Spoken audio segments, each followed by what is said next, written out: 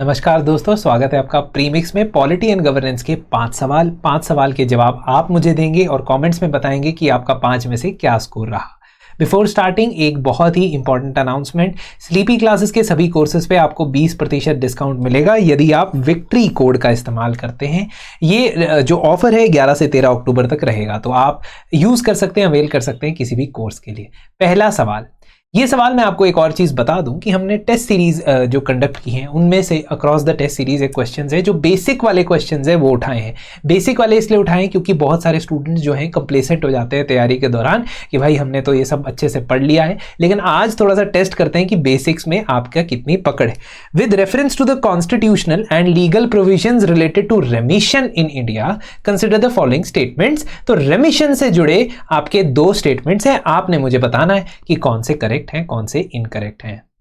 तो the answer is C. Relatively easy सवाल से हम वार्म अप कर रहे हैं। देखो, प्रेसिडेंट और गवर्नर की रेमिशन या पार्डनिंग पावर्स आपको आर्टिकल 72 और आर्टिकल 161 ऑफ द कॉन्स्टिट्यूशन में मिल जाएगी। प्रेसिडेंट किसी भी सेंटेंस के लिए, कोर्ट मार्शल के सेंटेंस के लिए या डेथ सेंटेंस के लिए रेमिशन ग्रांट कर सकते हैं या पार्डन ग्रांट कर सकते हैं। और अगर गवर्नर की बात करें तो गवर्नर की जो पावर है थोड़ी लिमिटेड है, क्योंकि जो स्टेट के लॉज के अंडर पनिश होते हैं सिर्फ उन्हीं के लिए गवर्नर रेमिशन ग्रांट कर सकते हैं। So answer is C, the statements are correct. ठीक है, सेकंड क्वेश्चन देखते हैं। लोक अदालत के बारे में 3 स्टेटमेंट दी गई हैं और आपने करेक्ट स्टेटमेंट बतानी है। स्क्रीन को पॉज करें, क्वेश्चन को अटेम्प्ट करें और फिर मेरा एक्सप्लेनेशन सुने। सही जवाब इसका क्या है? सही जवाब है ए। 2 ही स्टेटमेंट सही हैं, पहली और दूसरी। देखिए, परमानेंट लोक अदालत। देखिए, लोक अदालत का जो कॉन्सेप्ट है भारत में बहुत पहले से चल रहा है, इनफैक्ट आजादी से पहले से चल रहा है, लेकिन इसको इंस्टीट्यूशनलाइज किया गया फाइनली 1987 के लीगल सर्विसेज अथॉरिटीज एक्ट के अंदर। अब इस लीगल सर्विसेज अथॉरिटीज एक्ट के अंदर ना 2 किस्म की लोक अदालत होती है। एक जो एक स्पेसिफिक टाइम पीरियड के लिए करवाई जाती है, बनवाई जाती है, और वो supreme court legal services committee, high court legal services committee या national legal services authority, state level legal services authority, district legal services authority, ये जो अथॉरिटीज होती है ना, ये कंडक्ट करवाती है लोक अदालत। दे आर नॉन परमानेंट लोक अदालत यू कैन से। बट कुछ परमानेंट लोक अदालत भी बनाई गई है इसके अंदर, जैसे पब्लिक यूटिलिटीज से जुड़े डिस्प्यूट्स को रिजॉल्व करने के लिए, पोस्टल सर्विसेज या ट्रांसपोर्ट से जुड़े या कोई पब्लिक यूटिलिटीज जो भी होती है ना, वाटर सप्लाई वगैरह, तो उसके लिए परमानेंट लोक अदालत होती है। Answer is first is correct. Mega लोक अदालत जो है अक्सर स्टेट लेवल पे ऑर्गेनाइज की जाती है, ऑल अक्रॉस द स्टेट, ये भी सही है। स्टेट लीगल सर्विसेज अथॉरिटी जो होती है ना, वो पूरे स्टेट में एक ही दिन लोक अदालत ऑर्गेनाइज करवाती है, ये भी सही है। लेकिन तीसरी जो स्टेटमेंट है गलत। लोक अदालत में बेसिकली काम होता है मीडिएशन के ऊपर। मीडिएशन का मतलब है कि 2 पार्टीज आती हैं, एक मीडिएटर के पास आती हैं जो कि लोक अदालत है इस केस में, और अपना जो डिस्प्यूट है उसको रिजॉल्व करती हैं विद म्यूचुअल एग्रीमेंट। तो दोनों के सिग्नेचर होते हैं और जो लोक अदालत का दिया गया फैसला होता है, फैसला नहीं होता है, वो म्यूचुअल एग्रीमेंट होता है एक तरीके से, तो वो दोनों के ऊपर अप्लाई होता है क्योंकि दोनों सिग्नेचर करते हैं और उसके बाद उस पर अप्लाई होता है। अब आप खुद ही सब इमेजिन कीजिए कि कंपाउंडेबल ऑफेंसेस और नॉन कंपाउंडेबल ऑफेंसेस में से क्या दोनों प्रकार के ऑफेंसेस लोक अदालत रिजॉल्व कर सकती है? नहीं। नॉन कंपाउंडेबल ऑफेंसेस वो ऑफेंसेस होते हैं जिसमें आप म्यूचुअल सेटलमेंट या एग्रीमेंट नहीं कर सकते।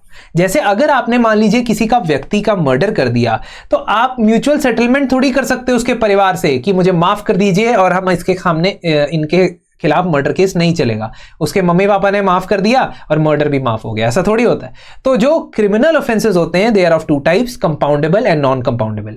लोक अदालत क्रिमिनल केसेस सुन सकता है, बट वो सिर्फ कंपाउंडेबल क्रिमिनल केसेस सुन सकता है, नॉन कंपाउंडेबल नहीं सुन सकता है। नॉन कंपाउंडेबल जैसे कि मर्डर, किडनैपिंग, इन सब में आपस में सेटलमेंट नहीं होता है। इसका मतलब सिर्फ 2 स्टेटमेंट सही है।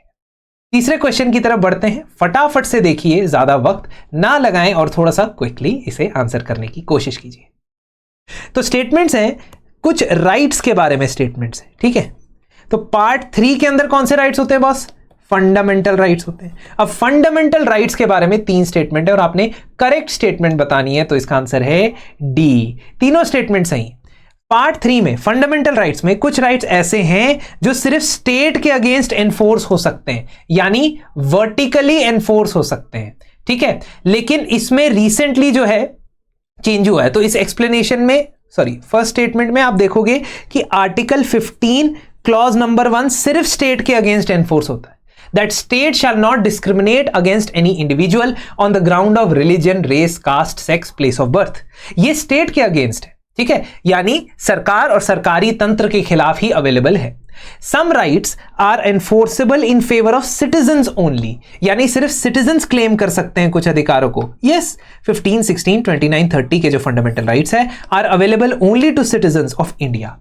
Third, some rights are enforceable against both state and individuals. Yes, इनको वर्टिकल और हॉरिजॉन्टल राइट्स भी बोला जाता है। वर्टिकल यानी स्टेट के खिलाफ आप एनफोर्स करवा सकते हो, और हॉरिजॉन्टल मतलब दूसरे व्यक्तियों, दूसरे कॉर्पोरेशंस के खिलाफ भी एनफोर्स करवा सकते हो। इसमें आर्टिकल 19 आता है, 21 आता है और 17 भी आता है। दैट मीन्स अनटचेबिलिटी का जो प्रावधान है वो भी आता है। तो इसका मतलब है कि स्टेटमेंट 3 भी सही है, सारी स्टेटमेंटें सही हैं। इसके पहले कि मैं अगले क्वेश्चन पे बढ़ूं मैं आपको एक रिमाइंडर देना चाहता हूं कि हमारे जो कोर्सेज हैं 20% डिस्काउंट चल रहा है, आप कोड विक्ट्री का इस्तेमाल करें। चलिए, consider the following statements regarding NCPCR, national commission for protection of child rights के बारे में 3 स्टेटमेंट दी गई है, फटाफट से आंसर दीजिए। देखिए, आपने सही ही गेस किया होगा। आई एम प्रिज्यूमिंग कि आपने ए आंसर दिया है क्योंकि आंसर ए है।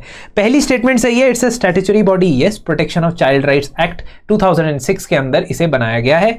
ये राइट टू एजुकेशन एक्ट को भी मॉनिटर करता है, पॉक्सो एक्ट को भी मॉनिटर करता है और juvenile justice care and protection act को भी मॉनिटर करता है। और इसकी जो रिस्पॉन्सिबिलिटीज हैं ये स्टैट्यूटरी है, मतलब कानून के तहत बनाई गई। That means second is also correct, but third is wrong. इसकी nodal ministry ministry of social justice नहीं है, बल्कि कौन सी है?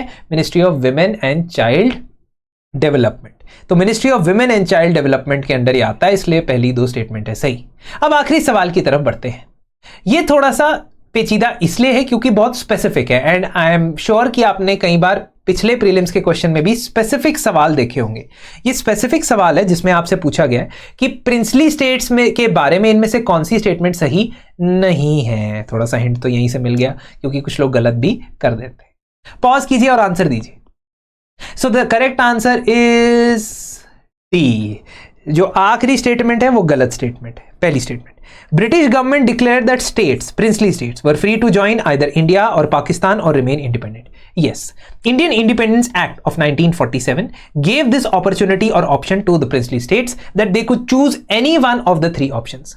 Second, decision was left not to the people but to their rulers. इसका मतलब ऐसा कहीं पे मैंडेट नहीं किया गया था कि हर प्रिंसली स्टेट में एक प्लेबिसाइट या रेफरेंडम या वोटिंग होगी, ऐसा कहीं पे नहीं लिखा था। इसका मतलब राजा अपने हिसाब से फैसला ले सकते थे। राजा चाहते तो वोटिंग करवा सकते थे, राजा ना चाहते तो वोटिंग ना भी करवा सकते थे। अब ट्रेवनकोर के बारे में स्पेसिफिक क्वेश्चन पूछा गया। रूलर ऑफ ट्रेवनकोर पहले इंडिपेंडेंट रहना चाहते थे, उन्होंने डिसीजन भी लिया। ये स्टेटमेंट बिल्कुल सही है। बेसिकली जो ट्रेवनकोर है वहां के महाराजा चित्र तिरुमल बलराम वर्मा थे। इनिशियली उन्होंने कहा कि मैं इंडिपेंडेंट रहना चाहता हूं। ट्रेवनकोर जैसा कि आप जानते ही होंगे बाद में केरल का पार्ट बना। बहुत सारी डिस्कशन उनके और उनके प्रधानमंत्री के साथ हुई और अल्टीमेटली वीपी मेनन जो कि सरदार पटेल के रिप्रेजेंटेटिव के तौर पे गए थे, एग्री किया गया कि वो इंडियन यूनियन को ज्वाइन करेंगे on 12 August, just 3 days before independence.